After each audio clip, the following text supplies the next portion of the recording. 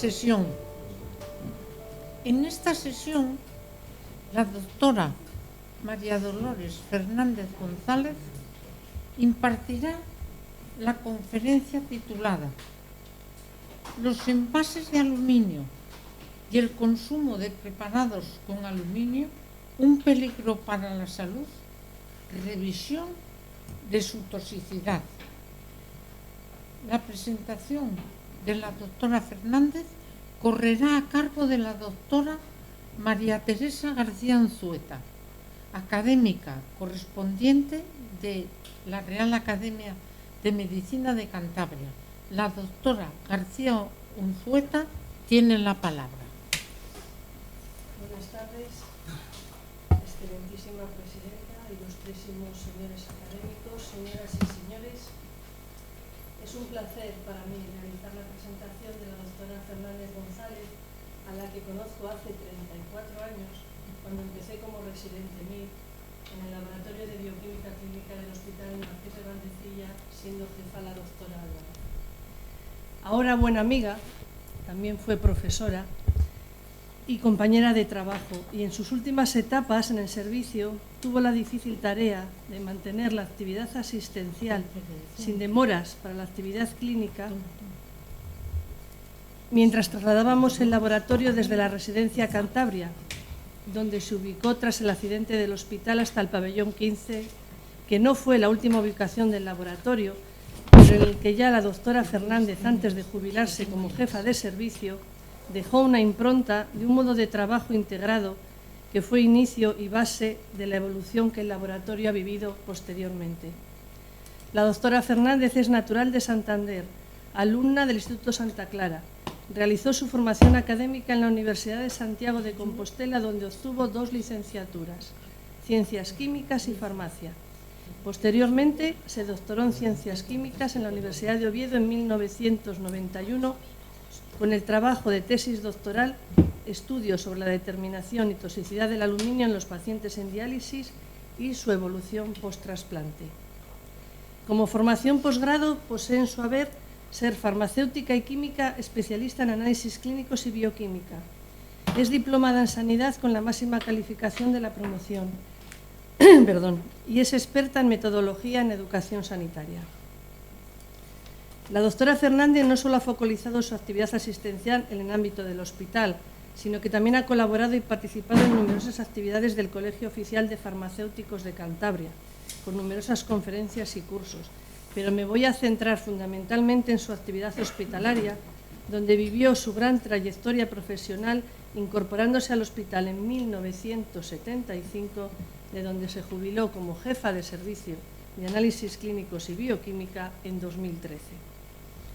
El desarrollo del laboratorio como unidad asistencial de apoyo al diagnóstico clínico va en línea con los requerimientos de las diferentes unidades clínicas del hospital. En relación con esta premisa, la doctora Fernández participó en el desarrollo de unidades analíticas especiales, incorporando técnicas avanzadas para la época, como era la espectrofotometría de absorción atómica de llama y en cámara de grafito, y posteriormente la cromatografía líquida de alta presión, trabajando así con unidades pioneras del hospital, tanto en la asistencia como en la investigación, en la cuantificación de diversos oligoelementos en suelo y tejidos, lo que le permitió el diagnóstico patognomónico precoz en el Hospital de enfermedades como la enfermedad de Wilson o el control de la posible sobrecarga lumínica que podía producirse en las unidades de diálisis.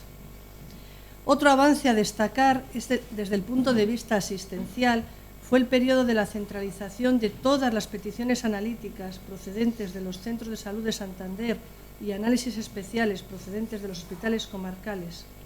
La gestión de la llegada de las muestras y su distribución a los diferentes laboratorios se centralizó en el laboratorio de bioquímica, flujo que permanece en la actualidad, ya que este laboratorio recibe el número mayoritario de peticiones. Para desarrollar lo anteriormente expuesto, la dirección médica del hospital formó grupos de mejora, como los grupos de trabajo de pre- y posanalítica, de los cuales la doctora Fernández fue secretaria. Además, este interés por la calidad y la gestión sanitaria La llevaron a participar de cursos que empezaban a emerger, como eran los cursos de gestión y evaluación económica en el ámbito sanitario y cursos de aseguramiento de la calidad, como las auditorías y normas ISO, siendo ya pionera en un proceso de calidad continuada que sigue ocupando el día a día del laboratorio. No se entiende la existencia de un laboratorio hoy en día cuyas técnicas no estén controladas de manera exhaustiva, interna y externamente, participando en programas de calidad internacionales. La doctora Fernández fue precursora en la práctica asistencial en la implementación de este control que avala la calidad del servicio, sometiendo sus técnicas especiales de oligoelementos en fluidos en un programa internacional organizado entonces por la Universidad de Surrey en Guildford, Inglaterra, y utilizando estándares del Instituto Nacional de Estándares y Tecnología de los Estados Unidos. En paralelo con la actividad asistencial, la doctora Fernández ha participado en numerosas asociaciones cualificadas, como se muestra en la diapositiva. Es miembro de la Sociedad Española de Bioquímica Clínica y Patología Molecular desde 1980, miembro de la Comisión de Elementos Traza de la Sociedad Española de Química Clínica desde 1987, socio numerario del Grupo Espectroquímico de las Reales Sociedades Españolas de Física y Química desde 1995, académico de número de la Real Academia de Medicina de Cantabria desde 1996, académico correspondiente de la Real Academia Nacional de Medicina desde 2008. Además de la actividad asistencial y académica, la doctora Fernández se ha implicado en la actividad docente, con la enseñanza teórica y práctica de los profesionales sanitarios, implicando a los residentes en los programas de actualización y formación continuada. Realizó 4 tutorías de residentes, participando en actividades formativas desarrolladas por el IFIMAD, la Fundación Marqués de Valdecilla ahora. Ha impartido 14 ponencias dentro del marco de las reuniones de la Comisión de Elementos Trazas de la SEC y ha realizado diversos cursos de metodología analítica y técnicas especiales. Durante más de 20 años, la doctora Fernández ha participado y colaborado con diferentes unidades del hospital que requerían análisis especiales. Una de sus líneas fundamentales de trabajo e investigación fue la determinación de macroelementos y elementos traza en materiales biológicos, aluminio en fluidos, sangre y orina, líquidos de diálisis y muestras tisulares como músculo, cerebro y hueso.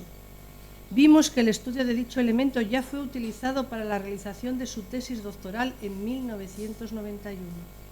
En otros trabajos se desarrollaron análisis de calcio como macroelemento en prótesis valvulares y vasos sanguíneos, cobre como elemento traza en fluidos biológicos y tejido hepático, y zinc en fluidos biológicos.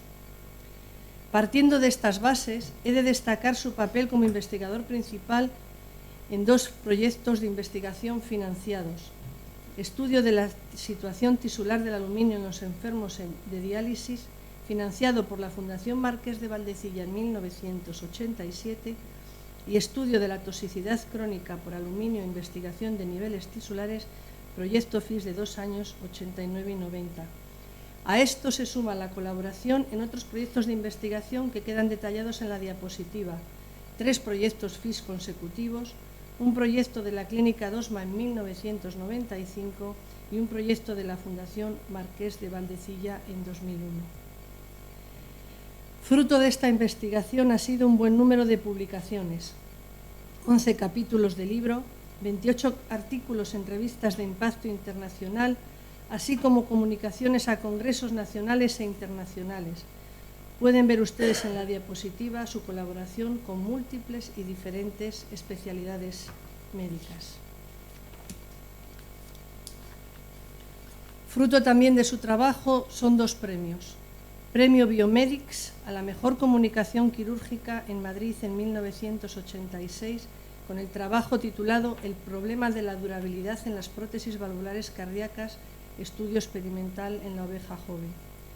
Y 6º premio Amadeo Sánchez Blanque sobre investigación clínica en psiquiatría en 1999, con el trabajo titulado Niveles disminuidos de vitamina A en pacientes con esquizofrenia. Agradeciéndole siempre su interés por el laboratorio clínico y por la evolución del mismo de acuerdo a las necesidades asistenciales de nuestros compañeros en cada momento, Voy a cerrar mi presentación con esta imagen, en la que se ve a la doctora Fernández con su equipo de absorción atómica en horno de grafito, donde pasamos juntas bastantes horas siendo yo residente y donde creo queda claro su entusiasmo por el trabajo. Muchas gracias.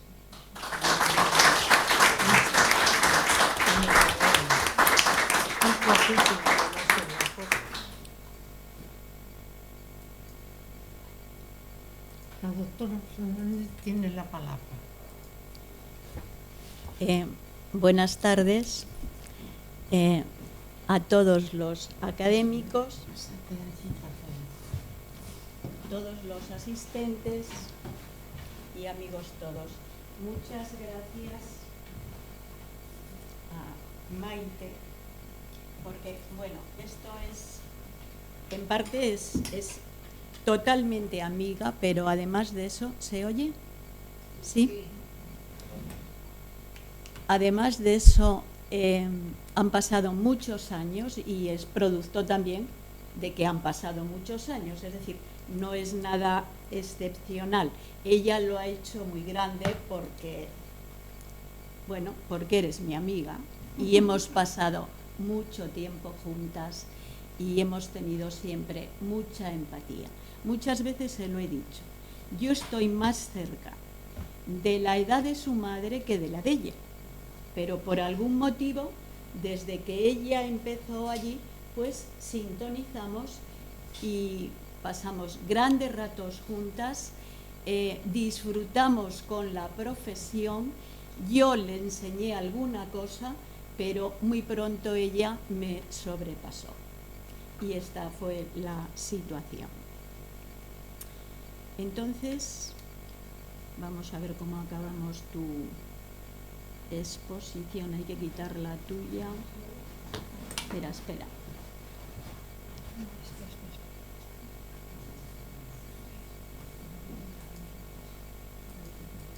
Eso, ya está. Bueno, el título que he puesto es un poco largo. Los títulos deben de ser impactantes y cortos. Pero para lo que quería transmitir, pues no me ha quedado otro remedio que poner un interrogante sobre el tema del aluminio, que ha sido compañero de trabajo mío durante mucho tiempo, y porque ahora, en el momento actual, pues yo veo que se dicen y salen cosas hablando del aluminio, quizá muchos de ustedes no lo recojan, pero yo, como estoy sensibilizada, cualquier cosa que se habla del aluminio pues me llama la atención. Y en muchas de las cosas que salen, que tampoco es que sea, digamos, muy numeroso, pero sí siguen saliendo cosas de posible peligro, pues realmente yo no estoy de acuerdo.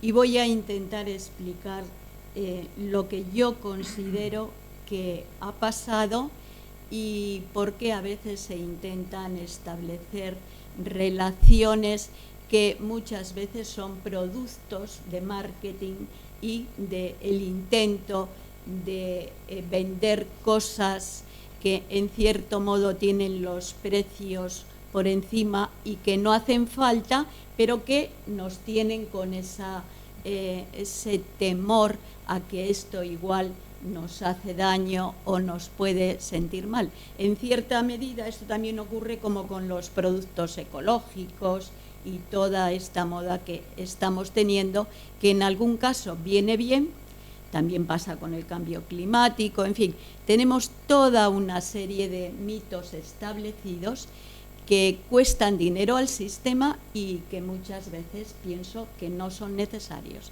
Sí habrá en algún caso que vengan bien, en algún caso circunstancial y muy escueto. Las líneas que voy a seguir es: ¿qué es el aluminio? El aluminio es un elemento de la tabla periódica, un elemento ligero. La presencia que tiene en nuestro medio, para qué lo empleamos, qué ocurrió y cómo se manifestó la toxicidad del aluminio, cómo es su metabolismo, que yo creo que prácticamente se empezó a conocer entonces. ¿Qué papel tiene? Eso es muy importante. La administración de medicamentos actualmente, que muchas veces sí que contienen compuestos de aluminio. Hay normativas y directrices. ¿Qué ocurrió en las unidades de hemodiálisis, que fue donde saltó el sistema y fue cuando en aquel momento algo que se creía que era totalmente inocuo fue protagonista de problemas muy importantes en las personas que estaban sometidas a diálisis? Después, los efectos que esta sobrecarga que se produjo de aluminio causaban en el individuo, hasta entonces yo creo que había sido desconocido. ¿Qué ocurre una vez que la persona que ha estado en diálisis durante tiempo y tiene una cierta carga de este elemento, al instaurarse, afortunadamente hay muchos trasplantes, y yo creo que en eso la unidad de diálisis del Hospital Valdecilla ha sido ejemplo y pionera, y una vez que se instaura el trasplante, cómo se corrige el sistema y qué ocurre, cómo ese aluminio que estaba, vamos a ver, ese fue tema de mi tesis doctoral, cómo ese aluminio es posible eliminarlo y corregir. Y después, interés clínico. En el momento actual, que ya hemos conocido el problema y que se puede considerar que está de alguna forma acotado, se conoce lo suficientemente como para que no haga daño, como es la metodología para la medición de aluminio, que tuvo sus rasgos, digamos, muy peculiares y que no se conocía al principio, y por eso ocurrió lo que ocurrió, y la disponibilidad actualmente por parte de instituciones de estándares de aseguramiento de calidad y fiabilidad de resultados para poder tener controlado todos aquellos productos que son importantes para la salud de la persona y evitar que el aluminio haga, digamos, dé lugar a las patologías que dio lugar en aquel momento. El aluminio es un elemento ubicuo, estamos prácticamente rodeados de aluminio. ¿Por qué? Forma parte de la materia inerte y es el tercero en orden de abundancia. Es decir, es nuestro soporte. Tercero en orden de abundancia. Solamente tiene por delante el silicio y el oxígeno.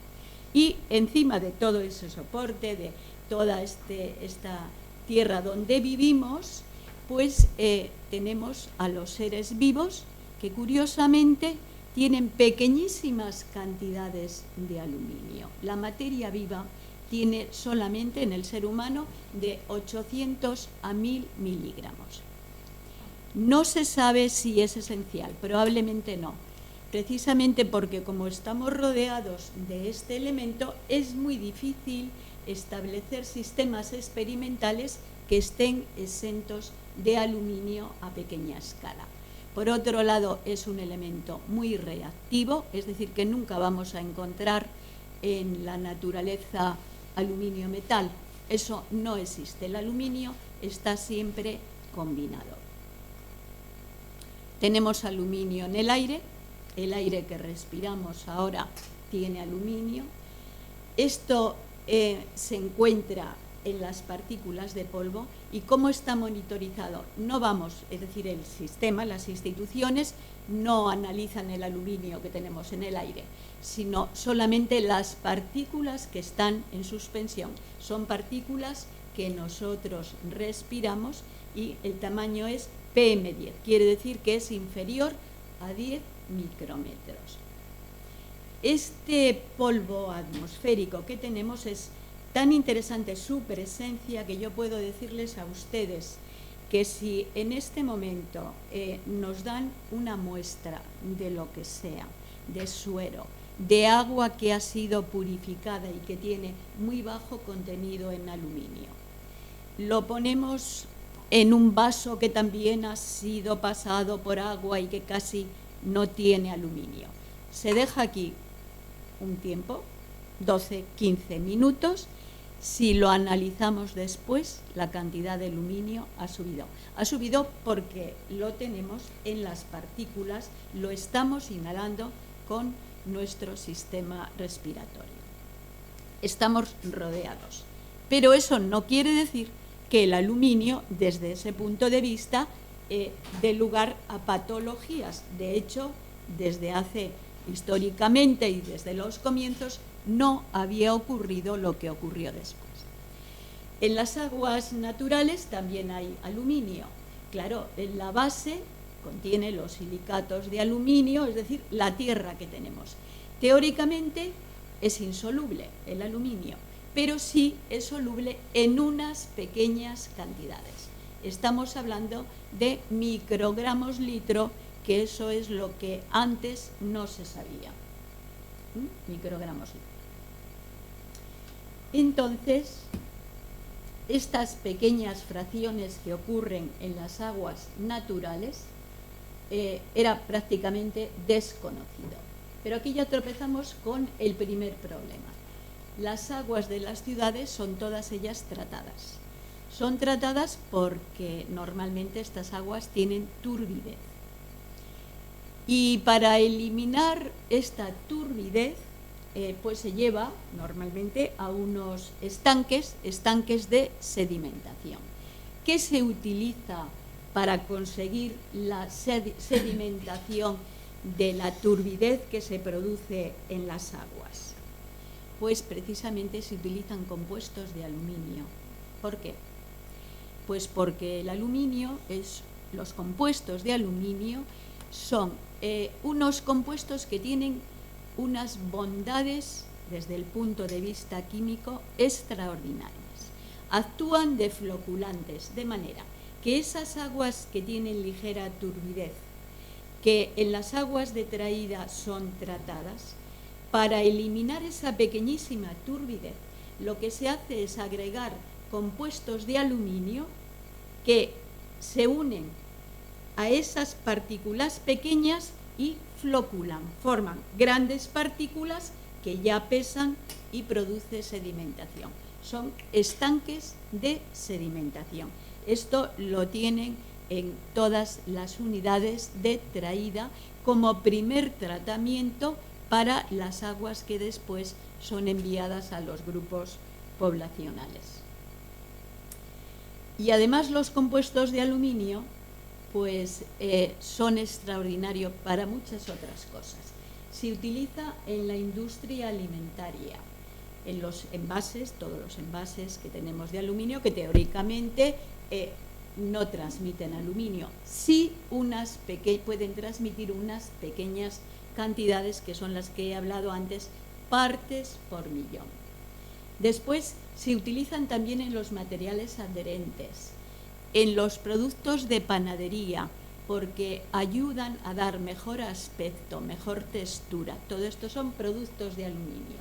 En la levadura para hornear, en los trenes de procesamiento de la alimentación. Hay también compuestos de aluminio que tienen propiedades bacteriostáticas, ligera propiedad. Y esto se utiliza en los trenes de procesamiento de alimentación para limpieza una vez que han pasado los productos. Esto con respecto a la industria alimentaria. Entonces, evidentemente, pequeñas cantidades de aluminio están pasando a la alimentación. Pero, ¿qué ocurre con la textil? Pues también, en la industria textil, en las telas, para los teñidos como mordientes, se utilizan compuestos de aluminio como fijadores del color. También para producir propiedades ignófugas en las telas. En la industria farmacéutica, bueno, pues hablaremos luego de los antiácidos, geles de aluminio, pero también otros muchos productos farmacéuticos para darles estabilidad y durabilidad. En la industria cosmética, en las cremas, en los maquillajes, en las pinturas, llevan la mayoría de ellos aluminio. Y finalmente la industria metalúrgica. Y pasando al aluminio metal, que hay que conseguirlo, eso no lo vamos a encontrar en la naturaleza, pues también tiene propiedades muy singulares. Una superficie bien pulida de aluminio es un espejo.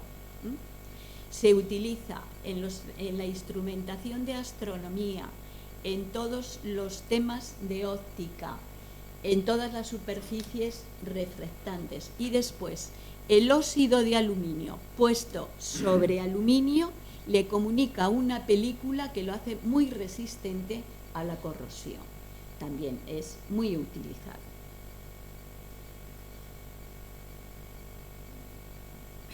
Y no solamente se utiliza solo, sino que también se utiliza con aleaciones, de manera que forma parte de los materiales de los aviones, de objetos volantes, de los drones, etcétera, etcétera. Para obtener el aluminio metal, el coste es muy elevado porque hay que extraerlo del mineral, normalmente silicatos de aluminio.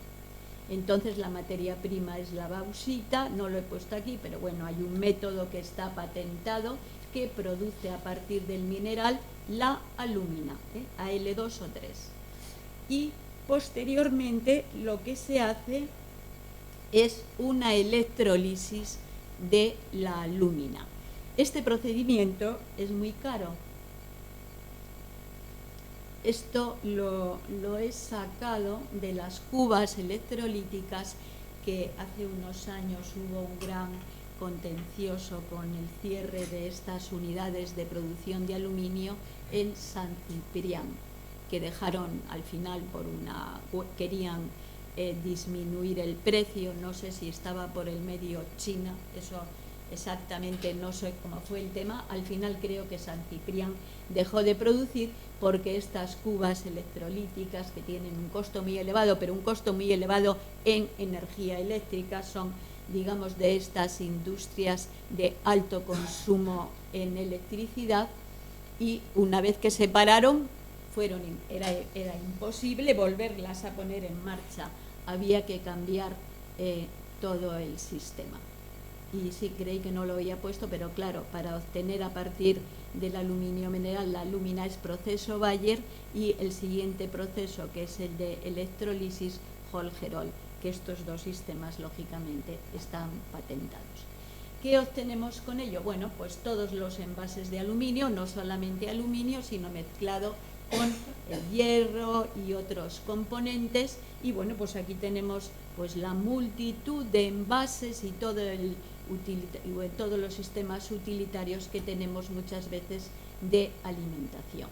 ¿Qué ventaja tiene, aunque sea tan caro, el aluminio metal, que se recoge en lingotes como el oro y que después se va utilizando mezclado con otros componentes? Pues la ventaja que tiene es que este aluminio ya obtenido se recupera fácilmente, es decir, que desde este punto de vista, pues el sistema resulta barato. Es muy caro en su obtención inicial. Y vamos a pasar, después de haber visto que lo utilizamos profusamente, qué es lo que ocurrió, cómo se manifestó la toxicidad.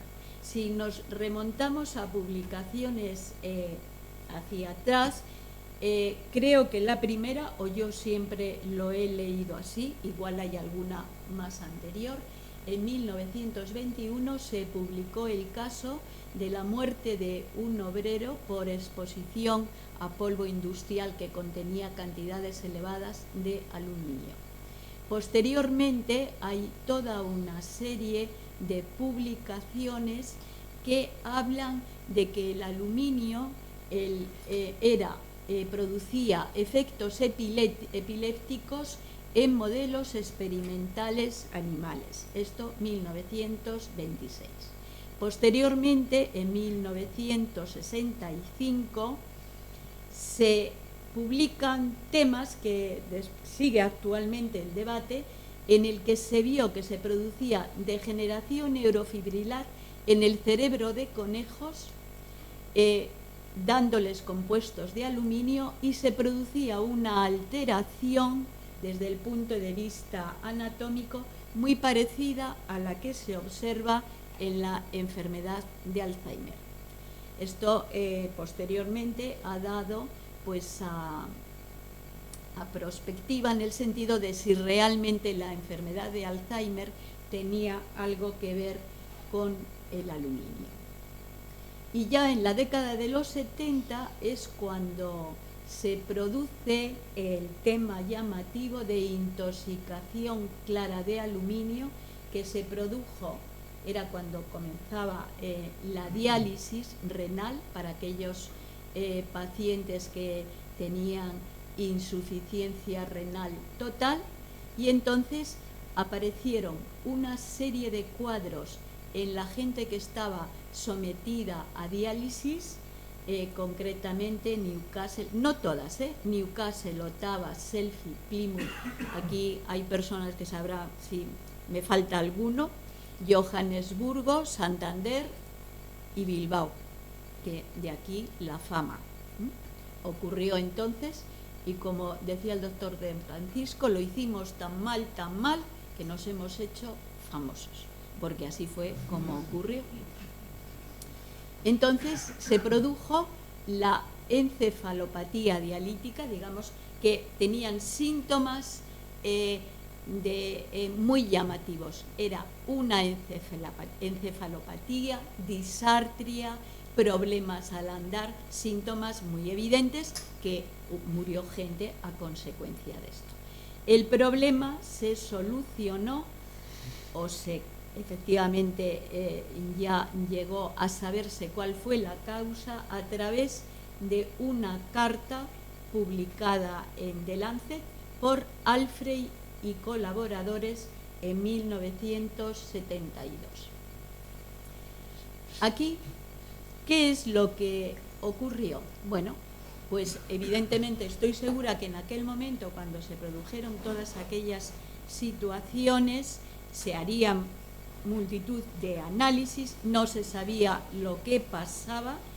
Yo sí que me recuerdo, porque claro, esto fue en 1972, yo llegué en 1975, ya se sabía del aluminio, y sí que se habían hecho análisis de las aguas de diálisis, porque lo que sí se había visto es que dializando con agua destilada, no sé qué agua sería ni cómo hicieron las composiciones, se había conseguido mejorar un poco aquellos enfermos que estaban sufriendo este proceso. Y lo que sí recuerdo es que se había hecho análisis, supongo que de más cosas. Por ejemplo, el plomo es un tóxico importantísimo, también muy debatido, pero se había hecho también análisis de aluminio, y que los resultados, claro, en el laboratorio en aquel momento todavía no, los resultados que habían llegado es no contiene. Aquello de no contiene, era verdad que no contenía en la escala que se estaba trabajando.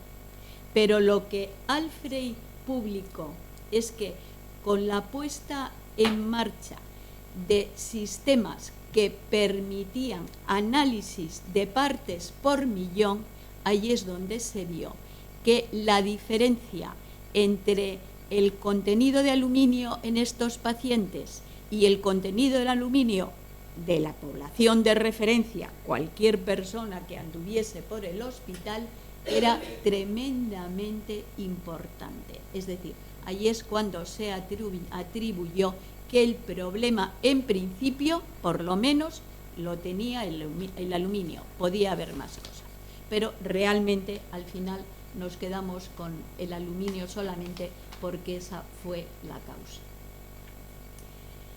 Y esto es a lo que yo quería hacer referencia, que voy a luego volverlo a considerar.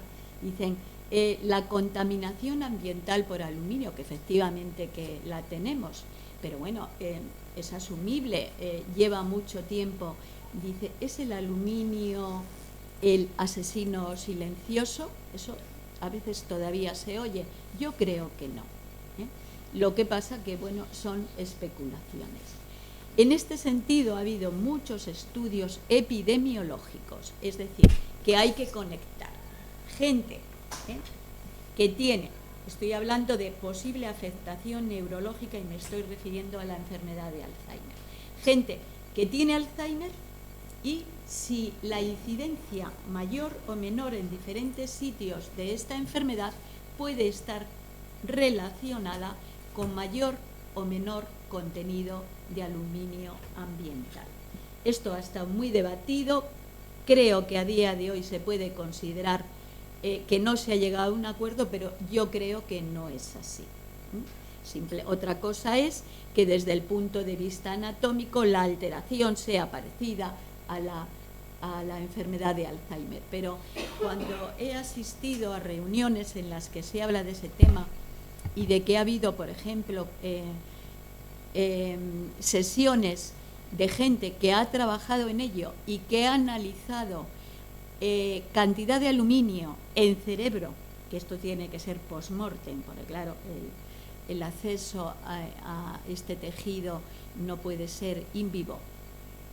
La cantidad que yo he visto que daban de aluminio en estos pacientes con Alzheimer era tan ligeramente por encima de los niveles normales que prácticamente estaban dentro de la variabilidad del método. Es decir, que a mí ese tipo de resultados nunca me resultaron convincentes.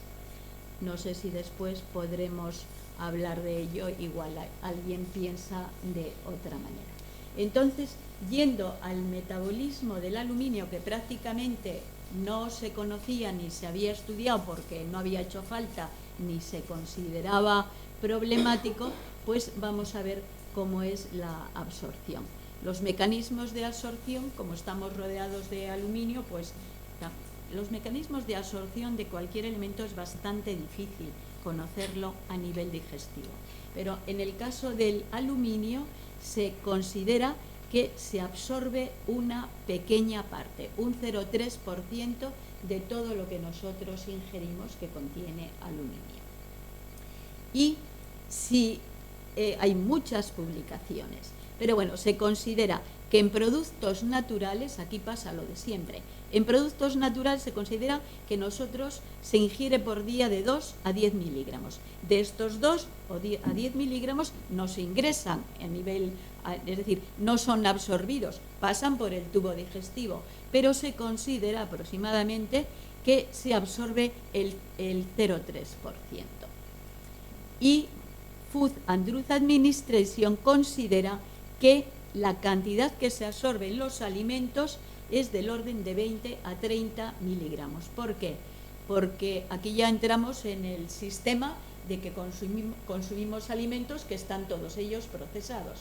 Es decir, lo de productos naturales cogidos del árbol en un sitio que no ha contactado nadie, prácticamente podemos considerar que es pues un supuesto, pero que no existe.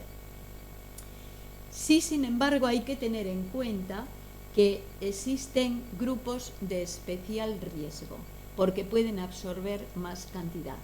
Estos, evidentemente, todo el que tenga insuficiencia renal, pero también los ancianos. Yo no sé a partir de qué edad consideramos ancianos, igual aquí ya lo somos la mayoría.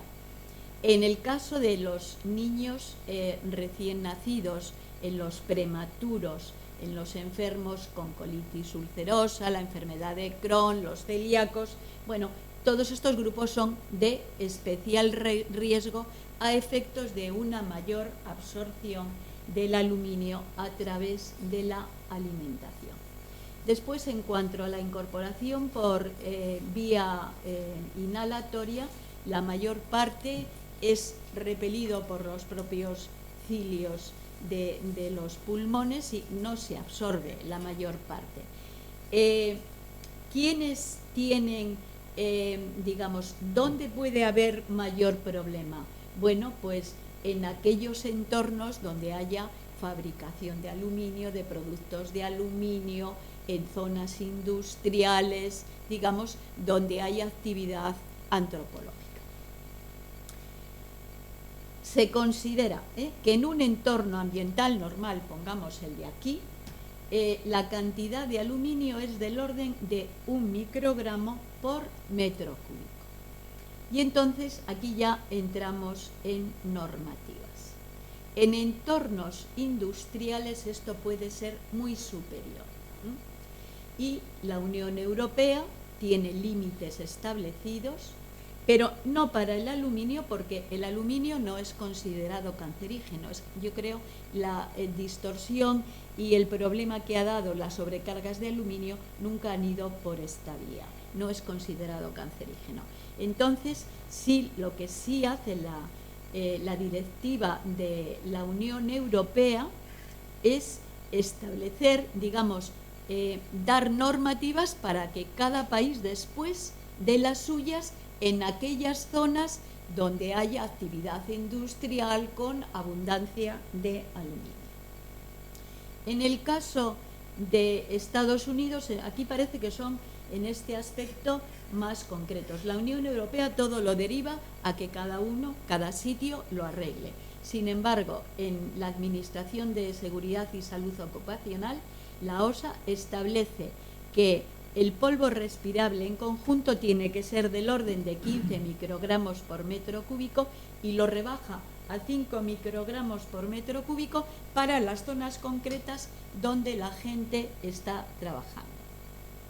Después tenemos la Conferencia Americana de los Higienistas Industriales Gubernamentales, que estos llegan mucho más allá y establece un valor límite de 1 microgramo por metro cúbico de fracción respirable basada en un problema de estar una estancia de 8 horas, que sería el periodo laboral. Bueno, entonces ahora, esto anterior ha sido con respecto a la inhalación, pero ¿qué ocurre con los cosméticos? Pues los cosméticos, yo creo que prácticamente todos tienen algún compuesto de aluminio, porque son estabilizantes, porque dan buen aspecto. Bueno, pues es que el aluminio es un elemento extraordinario que hace muy atractivo, digamos, sus productos tienen grandes cualidades.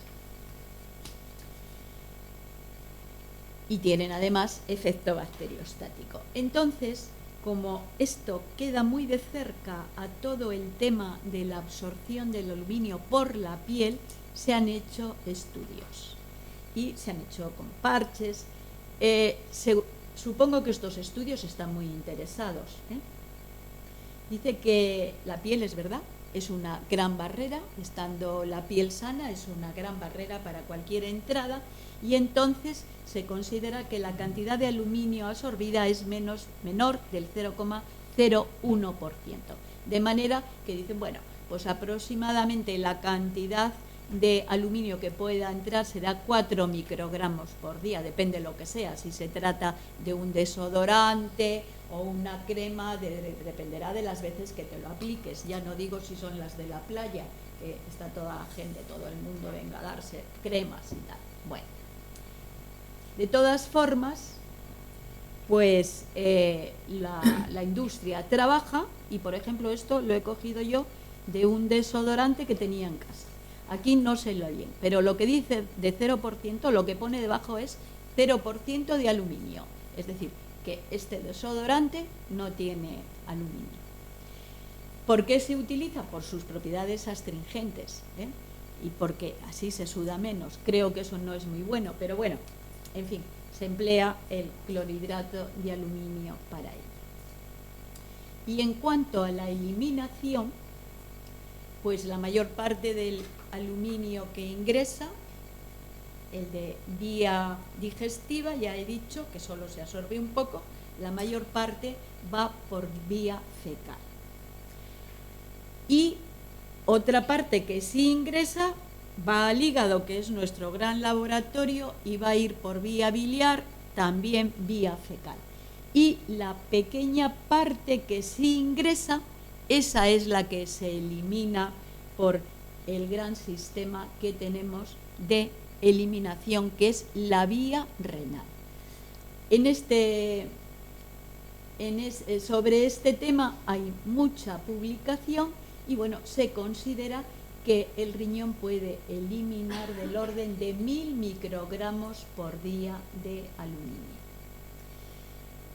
Y hay muchas publicaciones, he puesto solo unas cuantas. Dice Eastwood, por ejemplo, 1990, describe el hallazgo de tinción positiva de aluminio, porque otra forma de ver el aluminio, ya lo veremos un poco más tarde dónde se acumula, es tinción positiva en hueso, que se ve en anatomía patológica, y en este sentido no había que ir a determinar las cantidades de aluminio cuantitativamente por espectrofotometría de cámara de grafito. Pero Eastwood describe el hallazgo de tinción positiva porque se había producido una sobrecarga en 2 personas que habían tenido una ingesta importante de agua contaminada. Todas las aguas residuales, muchas de ellas también son tratadas con compuestos de aluminio, precisamente para eliminar el mayor número de partículas en suspensión. Suele ser uno de los primeros tratamientos. Pero después tenemos otro capítulo muy interesante, que es el que procede de la administración de medicamentos que tienen aluminios. ¿Se absorbe poco? Sí, de acuerdo, pero aquí tenemos los geles de aluminio que han sido utilizados profusamente como antiácidos. Y en este caso, posiblemente la cantidad de aluminio que se absorba sea mucho mayor. Y después también hay que tener en cuenta todos los preparados enterales, aquellos que se dan para reflexionar cuando hay un problema, cuando la persona tiene que tomar una medicación vía enteral, que puede ser el meritene o todo esto. Todos estos compuestos llevan aluminio, no solamente porque puede llevarlo como estabilizante, es que el aluminio nos está rodeando y que lo que es muy difícil es conseguir un producto que no lo contenga.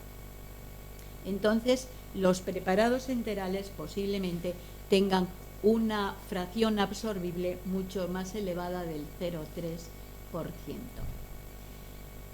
Y otro tema que los centros de prevención de enfermedades han dicho que no tiene ninguna importancia, pero las vacunas también tienen compuestos de aluminio, porque son coadyuvantes y aumentan la inmunidad. No sé por qué, pero el caso que dicen que esto no tiene importancia, porque claro, tampoco nos ponemos vacunas todos los días, entonces una pequeña cantidad de aluminio que se incorpore no es especialmente relevante. Otra cosa muy diferente son los preparados por vía parenteral, los que van por vía endovenosa, porque aquí no tenemos la barrera digestiva. Entonces van directamente. Estos preparados sí que tienen que estar especialmente cuidados, sobre todo, es decir, posiblemente se supera bien cuando son unos días los que se aplica la terapia parenteral, pero si la persona tiene que estar meses, entonces es muy posible que se esté rebasando la tasa de posible eliminación por vía renal. En este sentido hay mucha publicación, sobre todo en los casos de los niños, sobre todo los niños prematuros. Incluso Matt Grant pues dice que considera que cuando hay administración parenteral en los niños se incorporan 12 microgramos por kilo de peso. A mí esto me parece una barbaridad, no sé si lo calculo bien, y dice que en este caso gran parte de este aluminio en principio se queda dentro. Después, si el niño sale adelante y el riñón le funciona, es posible que con el tiempo el tema se solucione. Pero bueno, esto sí que hay que tener en cuenta, la administración por vía parenteral. Robinson también establece que se ven una diferencia importante, estos son trabajos hechos, de concentraciones de niños que son alimentados con leches maternizadas o con la leche de la madre, diferentes contenidos en el suero de estos niños respecto a los niños que llevan alimentación parenteral, porque la alimentación parenteral tiene compuestos de aluminio, no porque se agreguen, es que es muy difícil conseguir preparados que no contengan aluminio. Bueno, esto sigue, son también más trabajos en el mismo sentido, ¿eh? Bueno, y en esta misma línea también se describen, otro tema muy importante, se describen personas que teniendo función renal normal, pero que están largos periodos de tiempo tratados con albúmina, tener después sobrecarga de aluminio. Estando yo en el laboratorio, yo utilizaba la albúmina como estabilizante para preparar diluciones, la empleaba muchísimo, y en aquella temporada, que ya pues no sé qué año podría ser año 88, 87, fue cuando empezaron a aparecer las primeras unidades de albúmina, que ya decía aluminio menos de, y ponía el porcentaje muy bajo. Pero fue en esa época cuando se empezó a movilizar. Claro, esto es un trabajo del 89, bueno, por ahí andaríamos. Regulaciones. La FDA establece límites específicos de aluminio en las disoluciones de nutrición parenteral. No debe de exceder de 25 microgramos por litro. Y la EMA, que es la Agencia Europea de Medicamento, pues también lo establece, pero no tengo la cantidad. La EMA lo dice, pero bueno, no me he metido, digamos, porque la EMA lo deriva después a que lo regule en cada lugar. Aquí en Europa son más amigos de dar cifras y lanzarse en Estados Unidos. No sé cuál es el motivo. Después están las farmacopeas, que establecen directrices para neonatos, y muy importante, todos los pacientes con insuficiencia renal. El Codex Alimentario, que incluye, también muy importante, límites para el aluminio en productos alimenticios y dietéticos. Y después la EFSA, europea también, todo lo que termina en A es Authority, y todo esto es de Europa, ¿eh? Dice, proporciona evaluaciones de riesgo y directrices sobre los niveles de aluminio en alimentos y productos dietéticos. Y la EFSA se lanza y dice que establece una ingesta semanal tolerable de 1 miligramo de aluminio por kilogramo de peso. No he hecho los cálculos de cuánto puede suponer al día. ¿Cómo voy de tiempo? Regular. Bueno, pues vamos a ver lo que pasó en la diálisis. La diálisis renal funciona por gradiente, una difusión pasiva, para todos los productos del catabolismo. Pero vamos a ver que, claro, entonces tenemos una membrana, esta sería la membrana, aquí estaría la sangre del enfermo y aquí el líquido de diálisis. El líquido de diálisis tiene agua, electrolitos, bicarbonato, glucosa, y como la concentración de los productos del catabolismo en la sangre es más elevada, pues pasa por difusión pasiva. Esto es fácil. Esto es lo que ocurre en la diálisis. Lo mismo ocurre cuando se hace diálisis peritoneal. En este caso, la membrana es la propia membrana del peritoneo. Pero en el caso del aluminio, el aluminio en la sangre no está solo, está fundamentalmente transportado por la albúmina y la transferrina, y está unido aproximadamente es decir, queda libre solamente de un 10 a un 15%. Entonces, lo que ocurre cuando una persona es dializada, al principio, que en ese momento no tiene por qué tener ninguna sobrecarga, pues tendrá unas cantidades de aluminio muy bajas, del orden de microgramos, pongamos 10 microgramos de aluminio. Pero si la parte que queda ultrafiltrable solo es el 10%, aluminio ultrafiltrable solamente será 1 microgramo. Entonces, esto lo que supone es que para que haya transferencia pasiva, el líquido de diálisis tendrá que tener muy baja cantidad de aluminio. Y yo creo que eso, sabiendo que el líquido de diálisis tiene que tener isotonía osmótica con la sangre y tiene componentes de bicarbonato, glucosa y electrolitos, es muy difícil conseguir un líquido de diálisis que esté por debajo de esos niveles. En consecuencia, la diálisis lo mejor que puede hacer es no aportar aluminio, pero es muy difícil que lo rescate.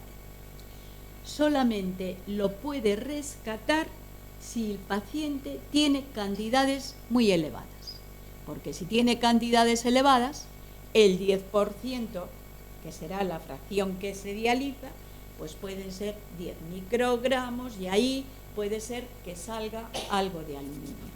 Pero si no, la diálisis no lo rescata. Todo lo contrario, lo mejor que puede pasar es que no lo ingrese. ¿Qué se puede hacer en estos casos? Bueno, pues hay sistemas que de hecho se han empleado, utilización de quelantes en el caso de que haya sobrecarga del paciente para rescatarlo de los tejidos y que pase a ser aluminio ultrafiltrable. Pero justo lo que queremos precisamente es que no tenga contenidos altos de aluminio. Es decir, en definitiva, lo que hay que intentar es mantener calidades de líquido de diálisis lo más bajas posibles.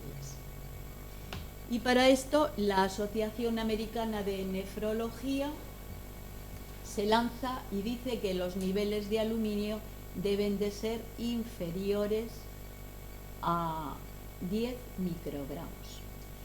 La Sociedad Española de Nefrología dice entre 10 y 20, me parece más real este valor, más posible. En definitiva, lo que hay que intentar es evitar que pase, pero es muy difícil rescatar. En cuanto al seguimiento de los pacientes, tenemos que tener una muestra que nos esté indicando qué sobrecarga puede tener el paciente. Y lo que se ha visto, es decir, lo que tenemos nosotros a mano es el suero. Es muy difícil tener otro tipo de muestra. Entonces se han hecho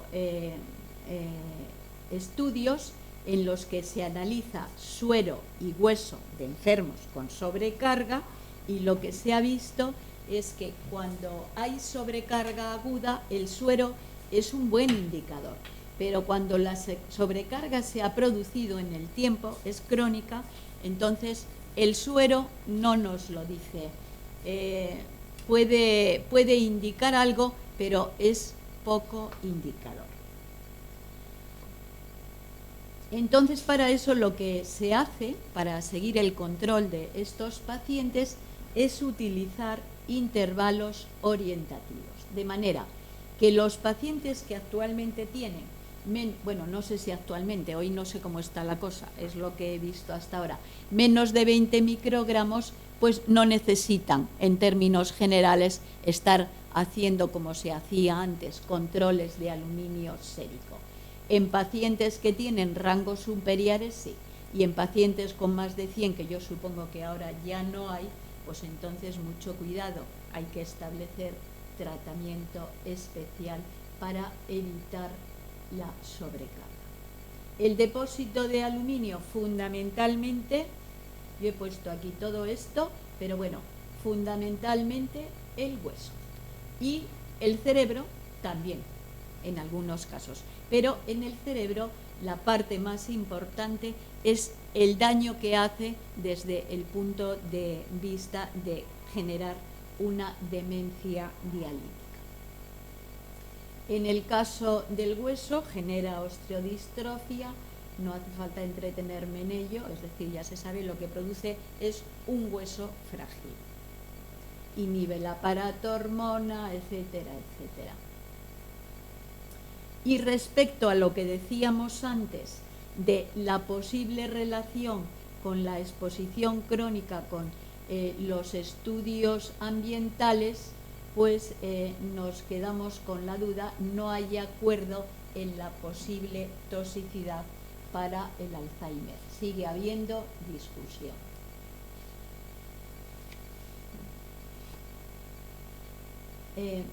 Esto es lo que he comentado antes se han hecho análisis post-mortem. En algún caso se ve que hay niveles elevados de aluminio, pero hay muchos que lo que hay es degeneración neurofibrilar, pero contenidos de aluminio discretísimamente elevados. Influye también en la hematopoiesis. Estos enfermos suelen ser incluso resistentes al tratamiento de la eritropoyetina. ¿Y esto por qué? Porque el aluminio es un átomo pequeño, pero desde el punto de vista electrónico es bastante parecido al hierro. Y entonces tiende a utilizar los locus de situación del hierro, y eso interfiere en la hematopoiesis. Ese es uno de los motivos. Y en el caso de exposición al aluminio de personas normales, ¿cuál puede tener interés en el seguimiento?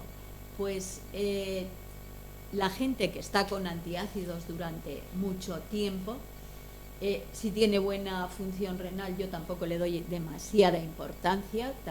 También ahora puede haber ya otros antiácidos que no contengan, digamos, aluminio de una forma tan enorme como son los hidróxidos de aluminio.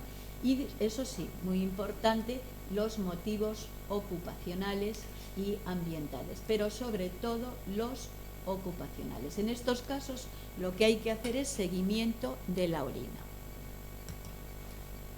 Y bueno, para ver qué pasó con aquella sobrecarga alumínica, lo que se hizo en Valdecilla fue recoger.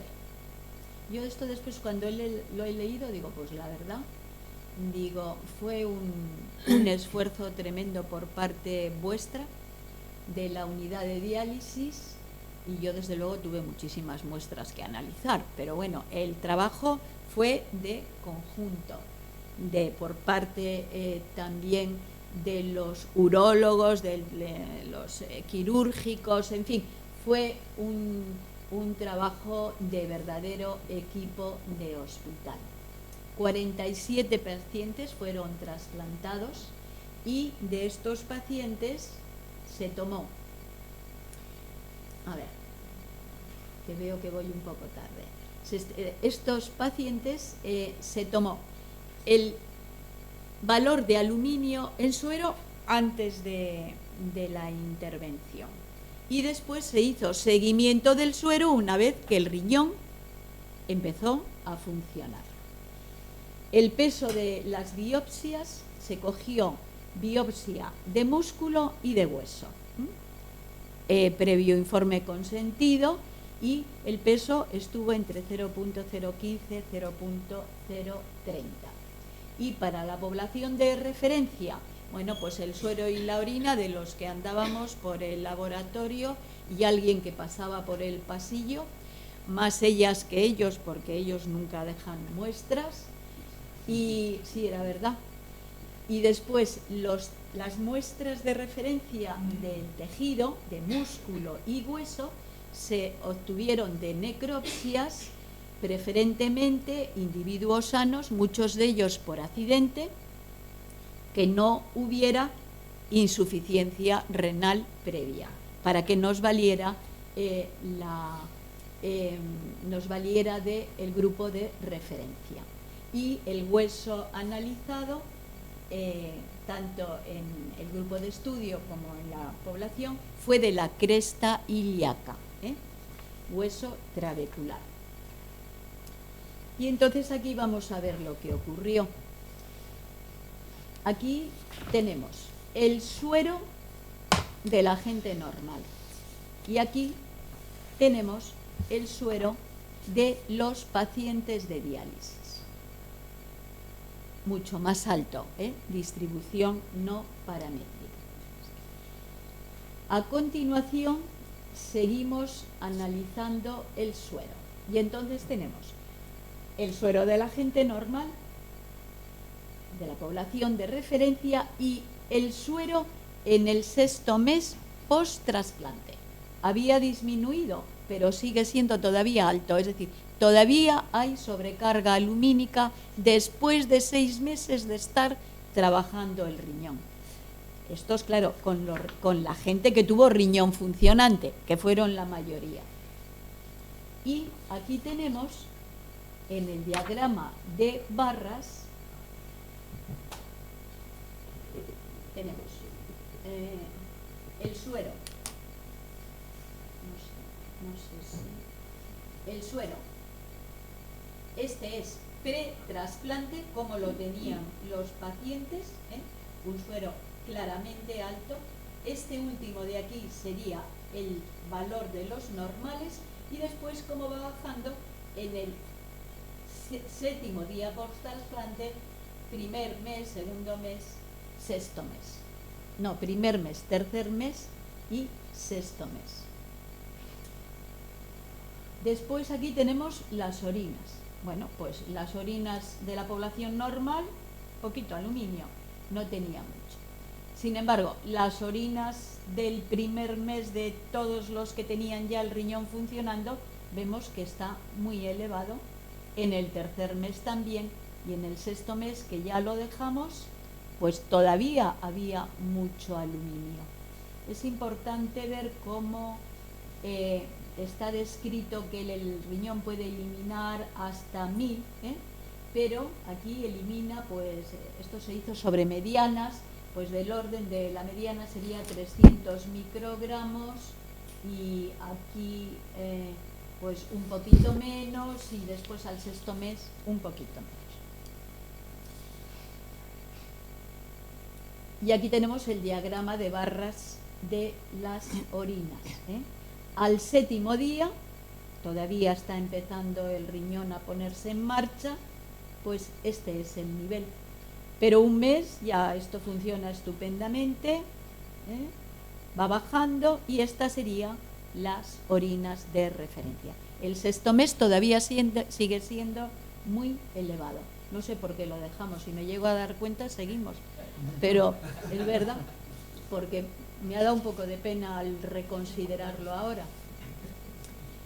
Y estos son los valores del grupo patológico en el músculo. Pues en el músculo no hay nada. Población de referencia y grupo patológico no hay nada. Entonces, hay aquí una publicación que me ha hecho gracia, que dice que había encontrado valores más bajos en músculo que en los de la unidad de diálisis. Yo creo que aquí debió de coger mal la referencia, o lo cogió de otra zona, o estaban demasiado hidratados, es muy raro. Bueno, Y aquí ahora tenemos el hueso. Aquí tenemos la referencia del hueso, población normal, y aquí tenemos el hueso. El aluminio se aloja en el hueso. Clarísimo, claro. Así que después todos con el hueso regular. Porque no deja crear, digamos, osificación correcta. Y bueno, pues este ya es el resumen. El suero, qué barbaridad. Antes del trasplante, esta sería la población normal. El hueso que estaba acumulado, población normal, y el músculo que está igual. Y bueno, pues, ¿qué hace ahora el laboratorio clínico? Pues seguir las líneas marcadas por la Sociedad Española de Nefrología, manteniendo, es decir, observación sobre aquellas personas que estando en diálisis les sube el aluminio en el suero. También conviene seguir cuando la función renal comienza a estar deteriorada, porque entonces todas estas incorporaciones posiblemente no se están eliminando bien. Pero actualmente, ¿qué tenemos? Pues tenemos sobrecargas moderadas y crónicas, pero moderadas. Solamente algún tema accidental puede dar lugar a problemas. Con respecto a los intervalos de referencia, actualmente se ha mejorado mucho, ya prácticamente hay unanimidad. Hay que tener en cuenta que todos los análisis de aluminio hay que hacerlos en cámara limpia, tener cuidado con que las muestras no cojan nada, porque el problema que ha habido con la mayoría de las publicaciones es que estaban enmascaradas por la propia contaminación que tenemos ambiental y de falta de manejo. Ahora ya hay unanimidad, no voy a seguir comentándolo porque es tarde y no hace falta. Es decir, hay acuerdo para los valores en hueso y para los valores en suero. Influye la secreción gástrica, intervalos de referencia, la clínica Mayo. Yo le doy importancia a la clínica Mayo. Dice, para el suero menos de 7. Stratman en el 2018, aquí me estoy yendo ya a publicaciones recientes. 2018 lo considero en este tema reciente, y ya son 6 años. Pero bueno, el tema yo creo que está solucionado manteniendo las normativas que tenemos y el conocimiento que hay sobre la toxicidad del aluminio. Está solucionado manteniendo y respetando las situaciones. Y entonces para el suero, por ejemplo, en el 2018 Stratman pues da 10 microgramos para el suero, 7 para la orina y 2 microgramos para el tejido en peso seco. Tener cuidado con la contaminación. Tenemos también a nivel de instituciones, proveen de materiales con matrices iguales a las que analizamos. Es decir, ya hay sueros que se dan, a veces no se atreven con dar los certificados y ponen valores aconsejados, pero esto está ya para recurso de todos los laboratorios que estén trabajando en ello. ¿Para qué es necesario? Para llevar el control de los productos que después van a ser utilizados en la nutrición parenteral, en la albúmina que va a vía endovenosa, es decir, para tener controlados todos estos materiales. Para eso son necesarios los laboratorios, mantener estos, digamos, la fiabilidad de los valores que se emiten y para controlar aquellos casos de la gente que está en diálisis, los líquidos de diálisis y todo lo que se les suministre. Los métodos que actualmente se utilizan, aquí he puesto 3, pero los más importantes son atomización electrotécnica, que es la que usábamos nosotros, que llega a 1 y 2 microgramos, y actualmente el último grito, espectrometría de masas con acoplamiento inductivo, que llega de 0,1 a 1 microgramo. Es lo más que eso, pero que además este es el sistema que actualmente más se utiliza, lo que pasa que es muy caro. Entonces tiene que ser en laboratorios especialmente dedicados a ello. Para evitar las interferencias de matriz, lo que he dicho, hay productos que podemos decir, vamos a analizar aluminio en leches. Hay instituciones que tienen el NIS, la National Bureau of Standards, y la Agencia Internacional de la Energía Atómica, tienen materiales con valores de aluminio al menos aconsejados para poner en marcha los sistemas analíticos y poder basarse en ellos. El etiquetado, bueno, claro, tiene todos los productos para personal sensible a este problema, deben de venir debidamente etiquetados y concienciar al personal de esta necesidad. Adopción de esquemas de control de calidad interlaboratorio, los de laboratorio solo no nos valen para nada, y verificación del contenido de los lotes de producción de aquellas sustancias que después van a ser utilizadas como medicamentos, como administración vía endovenosa, etcétera, etcétera. Este es el NIPS y esta es la agencia internacional, es decir, tenemos por una parte Estados Unidos y por otra Europa, todos están cumpliendo bien su función. De manera que aplicando las normativas existentes, pues yo creo que es un problema resuelto y solamente procesos accidentales pueden causar intoxicación. Aún así, como la industria trabaja mucho y nos gusta vender, pues está lleno de cosas de estas. Veleda produce productos naturales para el cuidado de la piel sin aluminio. RMS Beauty, marca de maquillaje orgánico y natural, que posiblemente sea peor que cualquier otro, pero bueno, no tiene aluminio y sus productos y sus envases son reciclables y reutilizables. Esto es el marketing, serán carísimos además. Aquí lo mismo, cosméticos, bueno, pues también sin aluminio.